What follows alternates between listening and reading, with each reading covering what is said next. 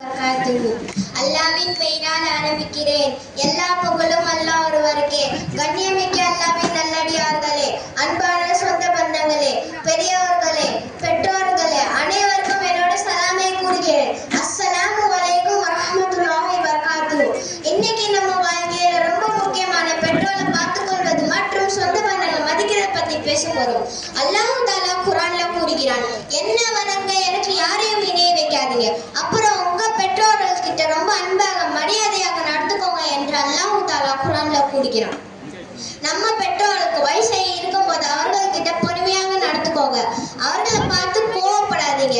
அல்லாஹ் தஆலா குர்ஆன்ல கூறுகிறான், பெற்றோரை பார்த்து உஃப் என்று சொல்லாதீங்க. உஃப்னா தமிழ்ல சீன் அர்த்தம். சீன் என்று சொல்லாதீங்க. அவர்களை பார்த்து திட்டி பேசாதீங்க. கண்ணியமான வார்த்தைகள் தான் பேசணும். எனவே நம்ம பெற்றோர்கள் நம்ம கூட இருக்கும்போது நல்லா பார்த்துக்குவோம். அவர்கள் பார்த்து அல்லாஹ் தஆலா ஒரு சின்ன துஆ கூறுகிறான். யா அல்லாஹ், நம்ம பெற்றோர்கள் நம்ம மேல காட்டும் அன்புக்கு நம்ம என்ன செஞ்சாலும் ஈடாகாது. தாயின் தியாகத்தை பத்தி அல்லாஹ் தஆலா குர்ஆன்ல கூறுகிறான். அம்மாவை பத்தி பேசும்போது அவர்கள் நம்மள சுமந்த கஷ்ட நஷ்டத்தை பத்தி சொல்லி இருக்கு. அதே மாதிரி 2 வருஷம் பால் ஊத்தி வளர்த்துனதுக்கு அல்லாஹ்வுக்கு நன்றி சொல்ற மாதிரி பெற்றோருக்கு நன்றியாக இருக்கணும். ஒரு தடவை நபி ஸல்லல்லாஹு அலைஹி வஸல்லம் கிட்ட ஒருத்தர் வந்து அல்லாஹ்வுக்கு பிடிச்ச மிக சிறந்தமான செயல் எது என்று கேட்டார்கள். அதுக்கு நபி ஸல்லல்லாஹு அலைஹி வஸல்லம் சொன்ன பதில், தொழுகை சரியான நேரத்தில் தொழுவது, இறைவன் வழியில் போர் தொக்குவது, பெற்றோருக்கு நன்மை செய்வது. எனவே நம்ம பெற்றோர்கள் நம்ம கூட இருக்கும் போது நல்லா பார்த்துப்போம். அவர்கள் நம்ம மேல காட்டும் அன்புக்கு நம்ம என்ன செஞ்சாலும் ஈடாகாது. ஜஸாக்கல்லாஹு கைரன். இன்ஷா அல்லாஹ்.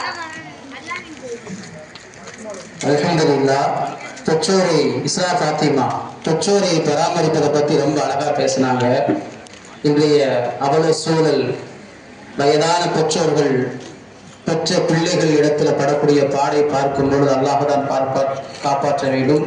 அப்படிப்பட்ட பெற்றோர்களை நீங்கள் பெற்றிருந்தால் ரசூல் ஒரே ஒரு விஷயம் சொன்னாங்க, உங்களுடைய பெற்றோர்கள் உங்களுக்கு சொர்க்கமாகுவதும் நரகமாகுவதும் உங்களுடைய கையில் தான். அந்த பெற்றோர்களை பராமரிக்கக்கூடிய விஷயத்தில் மிக கவனத்தோடு நாம் நடந்து கொள்ள வேண்டும்.